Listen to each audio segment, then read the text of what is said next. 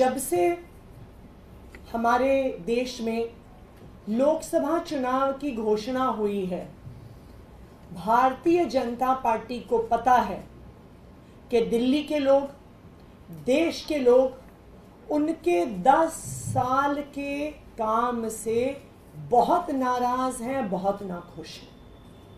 चाहे बढ़ती हुई महंगाई हो, चाहे युवाओं की बेरोजगारी हो, दिल्ली के लोगों ने और देश के लोगों ने अपना मन बना लिया है कि वो भारतीय जनता पार्टी की सरकार को बाहर करने वाले हैं। दिल्ली के लोगों ने अपना मन बना लिया है कि इस बार 7 की 7 सीट इंडिया अलायंस को देने वाले हैं।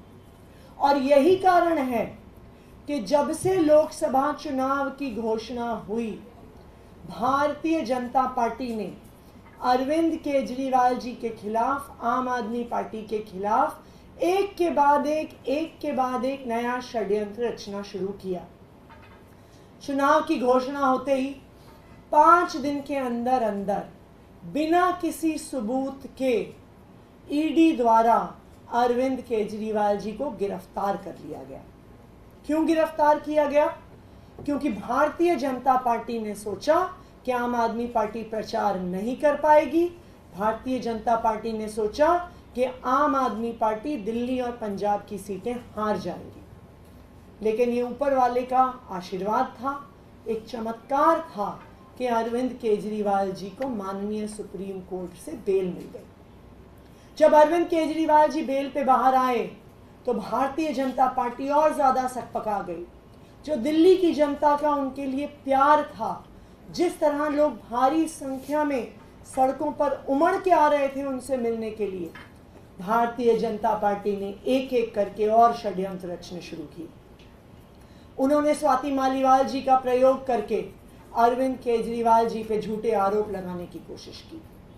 जब वो षड्यंत्र नहीं चला तो सालों पुराना आम आदमी पार्टी के डोनेशंस के केस को लेके आ गए और कहा कि हम इस पे ईडी का केस करेंगे क्योंकि आम आदमी पार्टी ने फॉरेन फंडिंग ली।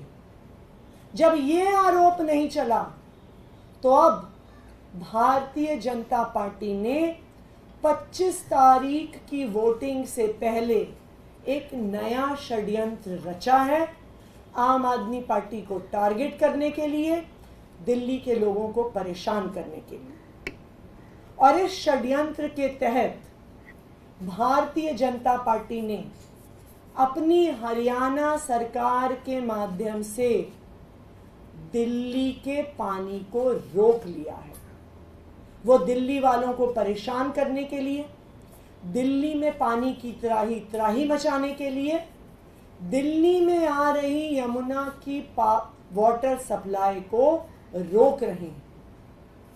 पिछले कुछ दिनों से जब जगह जगह से पानी की शिकायतें आनी शुरू हुई, जहां पे कभी पानी की शिकायत नहीं आती है, उसकी जांच करने पे पता चला कि यमुना का पानी हरियाणा सरकार द्वारा रोका जा रहा है। जो यमुना का स्तर एक नॉर्मल समय पर वजीराबाद में 674 फीट होता है, जब कम भी होता है तो वो ज्यादा लोएस्ट पॉइंट पर 672 फीट तक चला जाता है। लेकिन 11 मई से लगातार कल 21 मई तक हरियाणा धीरे धीरे करके दिल्ली का पानी रोक रही है। 11 मई को ये स्तर 671.6 फीट पे था। 3 दिन ये 671.6 पे बना रहा। 14 और 15 मई को ये 671.9 पे गया। 16 मई को ये 671.3 पे नीचे आया। 17, 18, 19 मई को ये और नीचे आ गया, ये 671 फीट पे आ गया।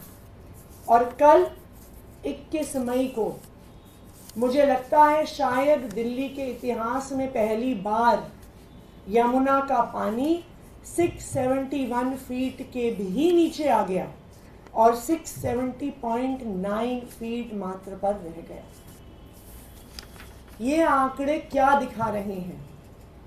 ये आंकड़े दिखा रहे हैं कि 25 मई की वोटिंग से पहले भारतीय जनता पार्टी अब नया षड्यंत्र रच रही है, पानी को रोकने का षड्यंत्र रच रही है, दिल्ली वालों को परेशान करने का षड्यंत्र रच रही है, पानी की त्राही मचाने का षड्यंत्र रच रही है और आम आदमी पार्टी और अरविंद केजरीवाल जी की सरकार को बदनाम करने का षड्यंत्र रच रही है। मैं दिल्ली के लोगों को सतर्क करना चाहती हूं कि आने वाले कुछ दिनों में 25 तारीख तक लगातार ऐसी नई साजिश की जाएगी, भारतीय जनता पार्टी द्वारा की जाएगी, दिल्ली के वोटरों को बरगलाने के लिए की जाएगी। लेकिन मैं आपको सतर्क करना चाहती हूं, आपको आगाह करना चाहती हूं कि भारतीय जनता पार्टी की साजिश में नहीं आना है। और मैं भारतीय जनता पार्टी को भी बताना चाहती हूं कि अब आप जितनी भी साजिश कर लो, आप जितने भी षड्यंत्र रच लो, आप दिल्ली वालों को बेवकूफ नहीं बना सकते। उन्होंने देखा है कि 10 साल में मोदी जी के सारे वादे मात्र जुमले रह गए और दूसरी तरफ एक अरविंद केजरीवाल हैं जिन्होंने जितने वादे किए उससे ज़्यादा वादे पूरे करवाए और दिल्ली के लोग इस बार 7 सीटें इंडिया अलायंस को देने वाले हैं। Thank you. इसके लिए आप लोगों की तरफ से कोई सरकारी उपाय क्या किया जा रहा है? इसके लिए हम तुरंत हरियाणा सरकार को चिट्ठी लिखेंगे।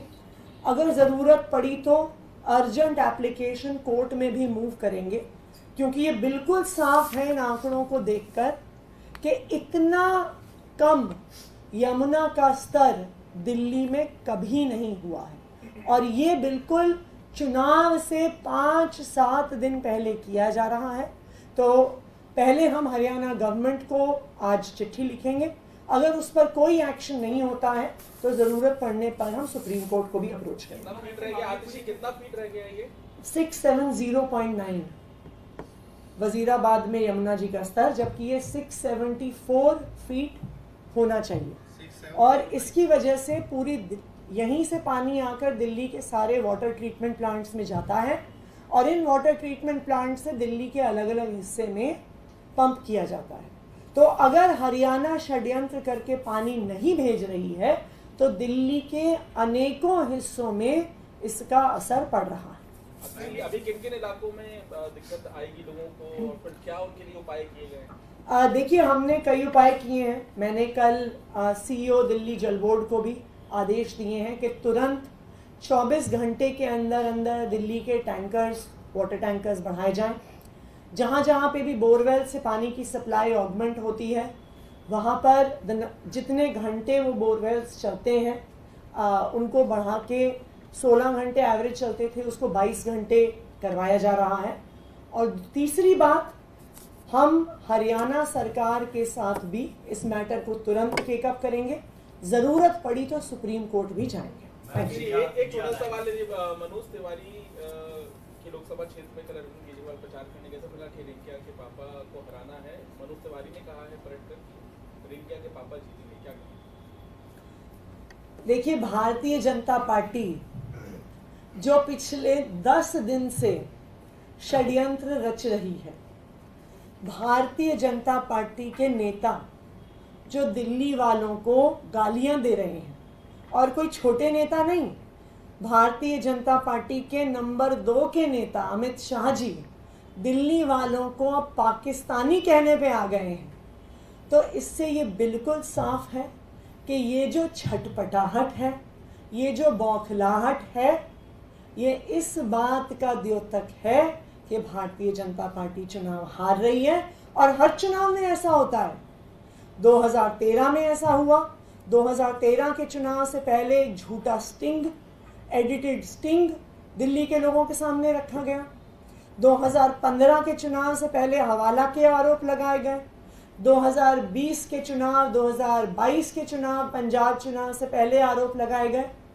लेकिन हर बार जब भारतीय जनता पार्टी ने आरोप लगाए हैं, आम आदमी पार्टी चाहे दिल्ली में हो चाहे पंजाब में हो, भारी बहुमत से जीती है। तो ये सारे षड्यंत्र सिर्फ एक तरफ इशारा कर रहे हैं कि भारतीय जनता पार्टी 7 सीट हार रही है।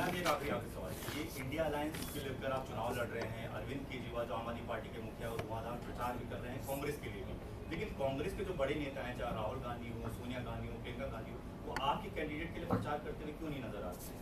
देखिए, कल ही शाम को कांग्रेस पार्टी के वरिष्ठ नेता सचिन पायलट जी ने साउथ दिल्ली लोकसभा में एक बड़ी सभा, एक ग्रामीण महापंचायत करी थी और दक्षिणी दिल्ली के गांव के इलाके के लोगों को आम आदमी पार्टी के लिए समर्थन करने के लिए कहा था।